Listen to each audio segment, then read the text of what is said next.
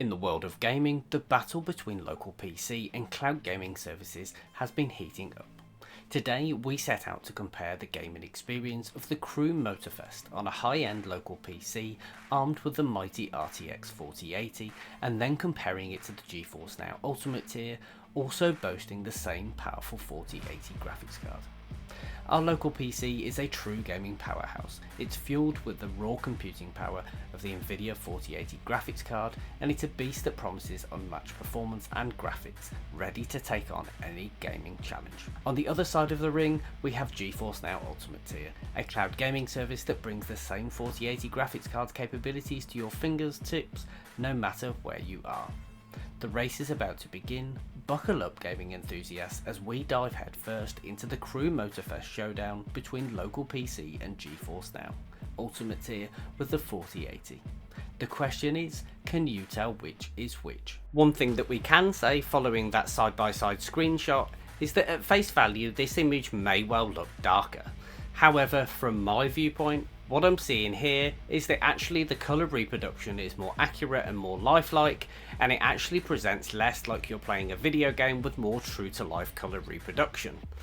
Couple that with the fact that the detail in the surroundings, and particularly the way the light interacts with all of the elements and the car, the detailing around the car does look that little bit crisper, and the body of the car itself, you can see the way the light is hitting the body and the reflections within there certainly look of a strong standard in terms of their detail. That's right, if you guess that this is local PC gameplay with the RTX 4080, then you would be absolutely spot on. We'll now check out how that compares to the GFN Ultimate 48. As we noted, and you will see here, the sky reproduction does look like you're playing a video game. The colour saturation seems slightly oversaturated, and then when it comes down to detail, the light reflections and the detail on the back of the car, plus the surrounding environments, you do feel like you lose a little bit of detail in comparison to that performance on the local PC. Added to that, something we have noted before, it does appear that when you're playing a racing game in the cloud, it doesn't handle the motion at speed quite as well as it does on the local PC. All things considered, when you look at some of the differences that we've highlighted there, what you can actually take from this is the fact that GFN Ultimate is exceptionally close to that of the local PC performance.